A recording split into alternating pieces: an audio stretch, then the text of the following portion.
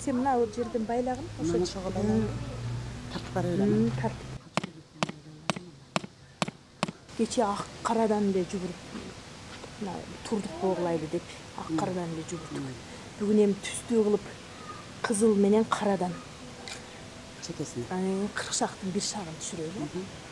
Ошону жүгүрүп келе бер эми. Мен бир жүгүрүп чекеси болот.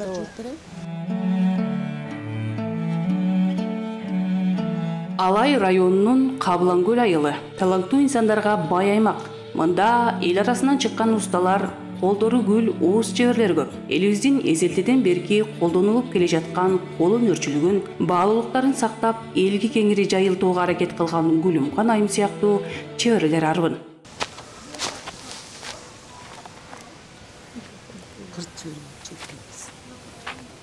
Жана кызылы канча катар жүгүрүлөт? Азыр бунун чекесин 6 катар кылабыз. Жол бар дегенде. Сәл эндираак болу берсин.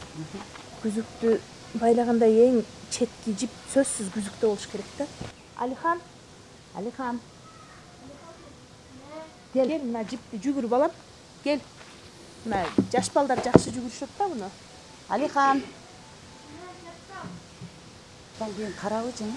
Будан кийинки жипти азыр мен алып берем, а? Жүгүр, кел мына жүгүр.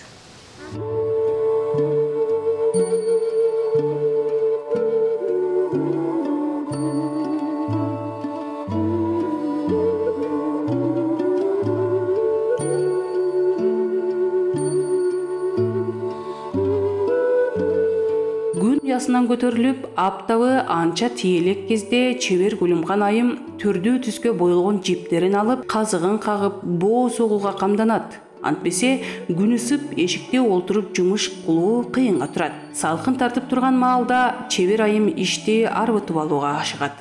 Боолорду үзүкөлө, бир үзүкөлө 6дан боо кетет да. Сырткы боо, ички боо болуп, эми 6дан боо кетет. Андан сырткары дагы ук тизгиштегени бар, баш чалгычы бар, кереге, таңуу. Боолор аябай эле көп кетет.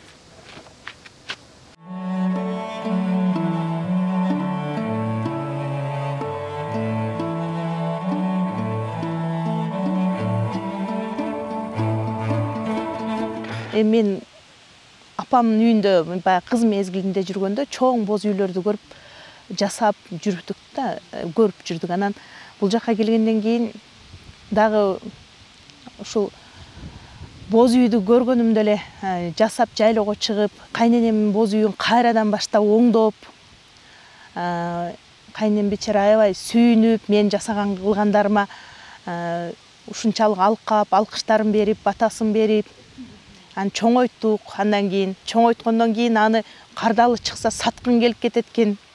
Ошентип аябай жасап, анан боз үйдү сатам да. Быйыл кайрадан дагы жасап аракет кылып атам. Бир үйгө бир боз үй керек экен. Бир жактарга тигип барат экенсиң, балдар эс алып келишет экен. Жайдын күнү боз үй салкын, иши кылып, кыргыздын ата бабаларыбыздын колунан жаралган бир да мык же бир зым кетпестен өздөрүнчө эле койдун жүнүнөн эле жип шу өрүп, антип-мынтип жыгачтан эле жасап коюп, тургузуп койгон боз үйлөрү мага кызыктуу. Мынакей, эми боону сого турган шаймандарын алып бергиле. Алихан, мына немени алып бер.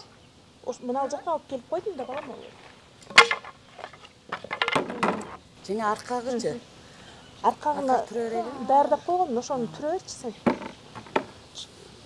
Кайсыдан? Ананда турат го, кызыл жиптер. Ошолорду. Кадимки жиптен согулуп жаткан боого сүрөт түшүрүп, ирети менен келиштире ою салуу оңой иш эместиги айтпаса да белгилүү. Мында эсепке так болуу менен катар көчөттөрдү айкалыштыра билүү кажет. Антпесе ойлогон түрдү бири-бирине дал келтирүү кыйынга турат. Мынакей. Бисмилла деп. Азыр мына жерден баштап алайлы.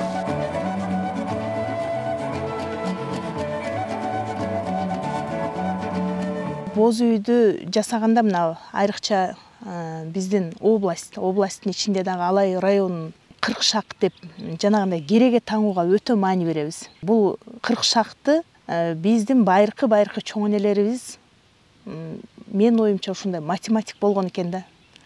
Себеби математик болгону ошол кыркшакты бир дагы адашпай эсептеп жиптерин ушунчалык эндүү боону ичке жип менен согуп коюшкан. Биз азыр ошого мен аракет кылам. Бирок канчалык баягы кыркшактын бардыгын батырып согоюн десең дагы биздики батпай калып да. Ошонун бир ортосундагы бир деталын эле түшүрүп алып калып атабыз. Каттуу эме кылып салыппыз. Буга эми мына ирек деп коюп буну жерден өйдө кылып эме кылып бере турганчы. Ошону салабыз. Колуңду мындай киргизип тур.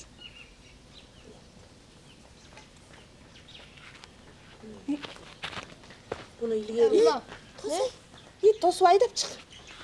Жүгүр. Ошол жерде таяктар менен алдыңда таяктар турат. Тосуп чыгар. Эшикти жап.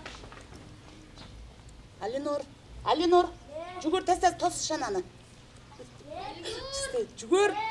Ой кирип кетти, тос. Бол.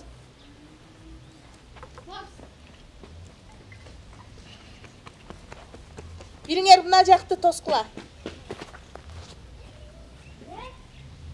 Сен мына жакты тосуп тур. Ушул жерде туруп турасың, азыр айдап чыгат.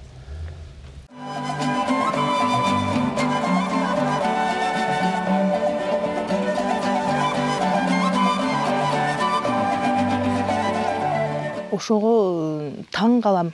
Аябай кыйын эл болгон экенбиз башынан элечи. Анан башка жактарга салыштырганда биздин боз үйдүн жасалгалары ошо башынан керегенин башынан этегине чейин ошо кыркшакты боолорду согуп ошолор менен жасалгалайбыз да. Көргөзмөгө барганда, мисалы ошол эле көчмөндөрдү эле айтайын.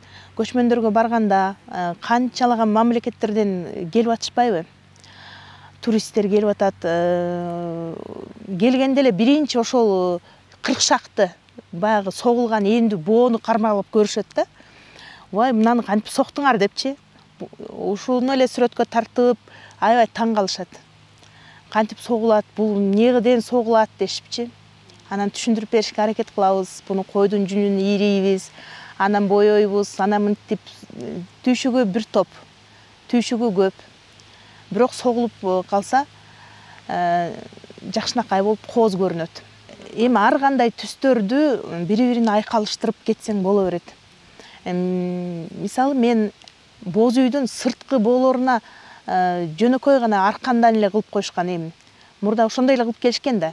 А биз азыркы жасалгаланган боз үйдү сырты дагы кооз болуш үчүн сыртына да ушундай терме боо менен согуп атабыз.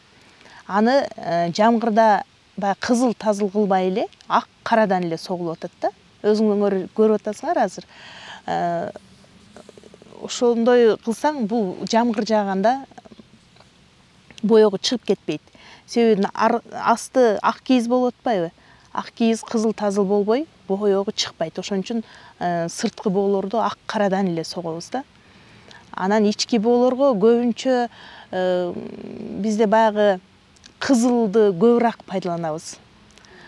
Кызыл, кара, көк, жашыл, ар түрдүү түстөрдү. Анан башка түстөрдөн чекесине кыюулап койсок дагы болот да. Боз үй тигип, анын ичин жасалгалоо каарман үчүн ырахаттуу жумуштардын бири. Анан калса бул багытта өспүрүм кыздарга өнөрүн үйрөтүп, шакирт өстүрүүгө да убакыт бөлгөнгө жетишет.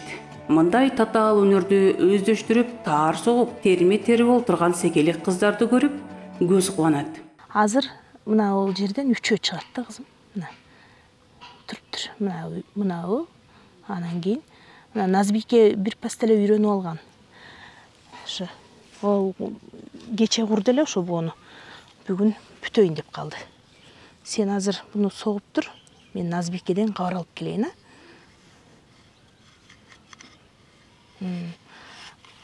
Эсептеп сого бересиң. Азыр мына жерден бир көрсөтүп коеюн сага. Себеби мына жерде оймонун татаал жерине келип калдык. Азыр мына үчөө чыкты. Сен мына ортодогу бирөөнү тересиң. Анан мына жерден чекеден бирөөнү тереткенсиң. Аркакты өткөрүп ал.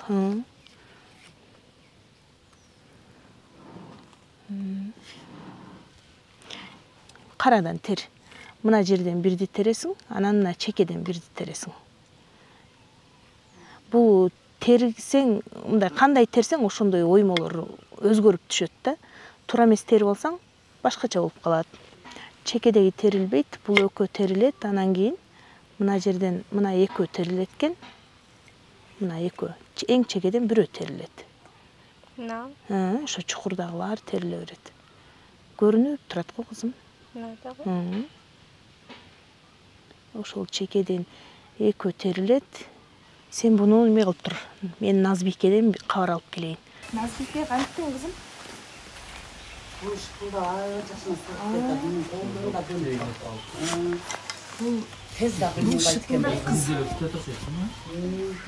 Кече саат 2-лерде куруп бүткөнбүз.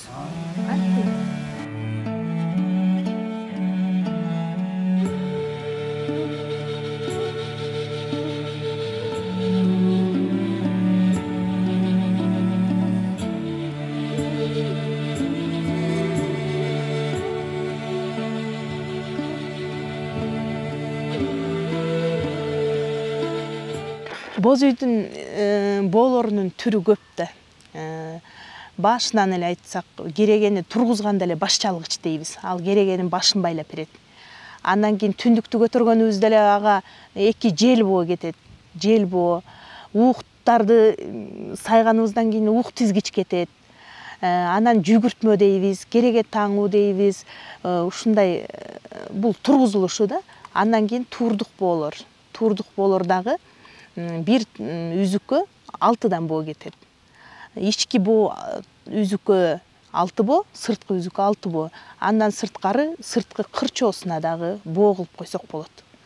Илгери кырчоону баягы аларкан деп кол менен эшип анан кылышкан. Бирок азыр эми кооздук үчүн биз ушундай боо менен дагы кырчоо кылып коюп атабыз да. Аны дагы эсеп менен согобуз да. Биринчи эле жөн эле менде кече эле ушундай окуя болду. Мен жибиме карабай эле 11 жип деп жүгүрүп алыпмын боонучу.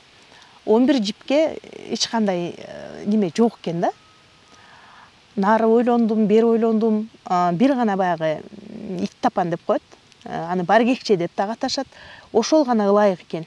Бирок ошол боону мен сумкага тигиш керек болуп атат да. А баргекче ал сумкага анчалык жарашпай калат. Анан ойлонуп отуруп, өз оюман эле чыгарып эле бир боо неме орнамент түшүрүп салдым да. Буну эми орнаментти ар жака буруп, ар кандай кылып кошуп кое берсең боло берет. Анан өзүң ат коюп алсаң да боло берет.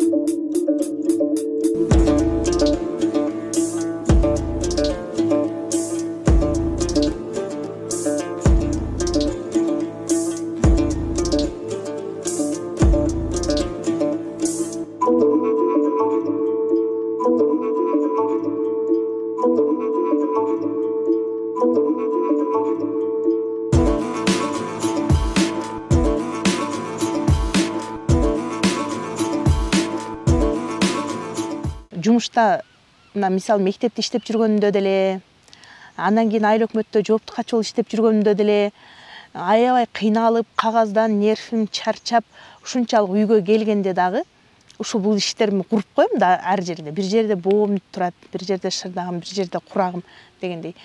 Ошолдун бирөөсүнө отуруп алсам, кадимкидей эс алам. Баягы чарчаганымы унутуп калам дагы, түнү 1 убакка чейин баягы мен алек болуп, кадимкидей эс алам. Колуман бир буюм жаралып чыкса, мен үчүн өтө чоң рахат да. Ошону кайра-кайра кармап, сүйүнүп дегендей Боосогууда жиптердин талын санап, эри шаркакты айкалыштырып өткөрүү аркылуу таар буюмуна бир кооздукту түшүрүү кылым карытып, бүгүнкү күндө дагы өз актуалдуулугун жоготподу. Эзелтеден энелерибиз чебер колду келип, керемет буюмдары биздин заманга чейин жашап, тарыхыбыздын көрөңгүсү катары сакталууда.